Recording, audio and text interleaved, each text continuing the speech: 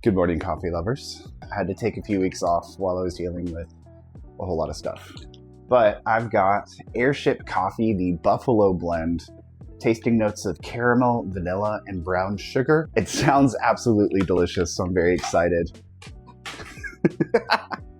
Every week I try brewing coffee 5 different ways with a different brand of beans to see if I can get the best flavor out of them. So today we're doing our French press as usual, our espresso shot, pour over like always. I got my cold brew perfect this time, and of course, our mocha pot. So we'll start with our French press. I already spilled water, I haven't even started. I've been doing a lot of reading about grinders and why it's so important to get your grind size perfect. What you want is a burr grinder. Now, a blade is basically a glorified blender. It uses a blade that spins around. It cuts up the beans. They're extremely inconsistent with their grind size. The reason grind size is so important is it relates to the speed at which your hot water is able to extract flavor from your beans. Any nice grinder is going to be a burr grinder. Rather than having a blade that spins around, it's two burrs. That's why it's called a burr grinder, it's a steel disc with a bunch of different cutting edges, and they put them against each other, and they grind the beans between one another. Burr grinders are going to be significantly more consistent in how they grind your beans.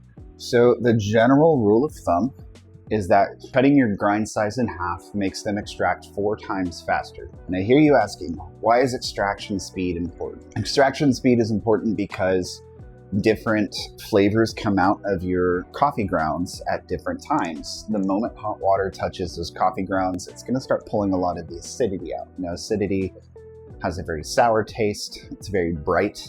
So if you have a brew where the grind size is too coarse and you don't brew it long enough, then all you're gonna get is that bright acidity. It's gonna be a very sour coffee. Now, that's the high end. Once we get to that middle end, you get a lot of the sweet notes of coffee. That's kind of that sweet spot. But at the end, you get a lot of the darker flavors. You get a little bit of bitterness. You get the richness. If you grind too coarse and you don't extract enough, that's what we call under extraction.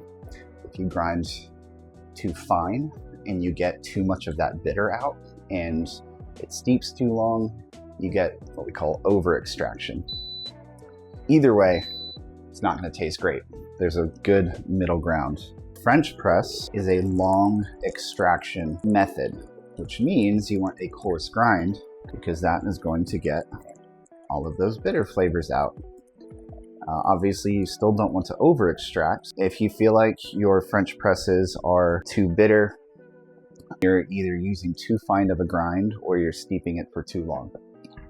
And you can compensate either way. You can either steep it for less time or you can grind it more coarse. Now, for a French press, it's recommended you grind it more coarse because the filter that is used in a common French press is not designed to get out really fine grinds. It's designed for really coarse grinds. So the filter is really important on a French press for that exact reason. I think I did that right.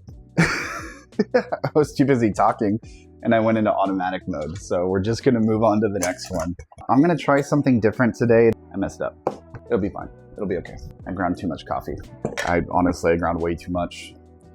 For a mocha pot, you want more of a medium to a fine grind because the hot water pushes up through your grounds very, very quickly. In order to get brighter flavors, your medium and your darker flavors, you need to use a fairly fine grind because you want it to get all those flavors out in a very short amount of time. Now, the thing I am doing differently, which I've done in the past and it actually turned out really badly, is I'm using hot water to start with.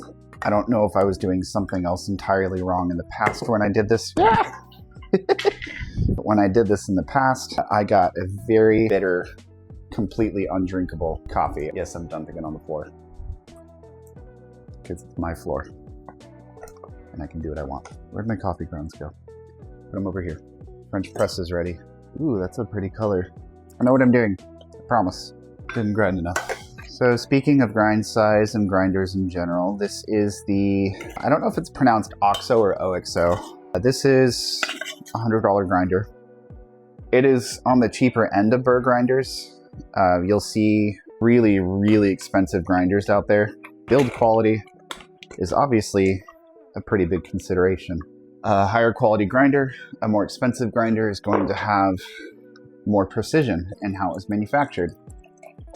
And that precision will lead to a more consistent grind size. So if you're doing something like a French press, which needs a coarse grind, it's going to have less really fine ground slipping through. If you're doing something like an espresso machine, you definitely want to have that precision, because espresso has to be perfect. It's the easiest one to mess up. I messed up. I didn't plan right. Some of the more expensive machines also have automatic dosing, which is really, really convenient. So unlike what I just did where I wasted grounds on accident, they will grind exactly as much as you need to. So this one gets the job done. I've been using it for a couple of years. I love it. It's a really good grinder. If you want nothing but the best coffee, then yeah, splurge. Get that expensive grinder. You'll see benefit from it. If you're like me and you're not picky, you just want it to taste good, then you probably don't need the most expensive grinder. Espresso grinders require a high level of precision to get that ultra fine grind. You don't want anything too coarse coming through. If you grind your espresso too fine, then it actually ends up making a really bitter, awful espresso. I'm gonna get a nice one someday. I didn't feel like using my hand grinder today. For the same amount of money as I spent on this, which is not the most precise machine out there, you can get a really high quality, really precise hand grinder. But the obvious drawback is you gotta hand grind it. There's no getting around it. And it's hot out, and I didn't feel like doing that today. I don't think I got my coffee to water ratio right there. What did I do? We're gonna get this one perfect, guys. That is spraying everywhere. I think it might just be this espresso machine. It came out smoothly right at the end. I guess we're gonna find out if that's any good or not. Tasting time. This is supposed to have caramel, vanilla, and brown sugar with Airship coffee, the Buffalo blend. Caramel, vanilla, brown sugar. Start with the cold brew. Wow. I'm getting the vanilla for sure. Caramel's subtle, but it's there. You have to kind of swish it around to get the caramel. That is sweet though, that is delicious. That's an amazing cold brew. I'm eyeballing it because I want more French press. The caramel comes out real strong on the French press. Brown sugar is really strong on the cold brew. I don't know which one I like more, though. That might have even needed to steep a little bit longer. I did that for 4 minutes. It's a really good French press. Mug of pot. That's a little bit sour. Caramel's super strong though. It's probably just being brought out by that sour. That's really good. If I hadn't just had those two, this would be like blowing my mind. Nope. There's a little bit of a bitter aftertaste. It is very good as far as mocha pots go. It's just not as good as the other two. Probably too hot. Oh, I'm gonna burn my mouth, aren't I? I think I over extracted that. I don't think I got my coffee to water ratio right. I'm gonna let that cool down and try it again. It might just be too hot. I'm always nervous to try my espresso shot. That's actually not bad, but it's also still too hot. Let's try this mocha pot again. It's really rich. It's almost a little bit too much to process, and it is too bitter. It's just a little bit. It's not even by much. Just needed to be slightly less bitter. Yeah, now that it's cooled down some, the French press is utterly fantastic. Wow. That's better now that it's cooled down. The pour over is good. It's very balanced. It's very smooth. It hits the front and the back of the tongue with the sour and the bitter just right. Something is just missing though, and I'm not sure what. It's really smooth. I think I wanted to just have that sugar come out a little more. It's actually not bad considering the extraction on the espresso is not pretty. It's a little too sour. Even the worst of these was a really good coffee. Please don't take this as any of these were bad. But the best compared to the worst, like the worst was still pretty average compared to most coffees. The best was really, really good. That's part of the problem. That's not even a problem though, right? Like Airship coffee, you guys knock this out of the park. This is fantastic.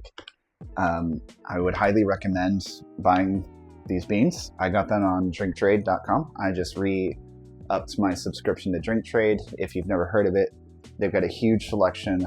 They always roast fresh and they ship to you. But yeah, that's all I've got today. I'll see you guys next week.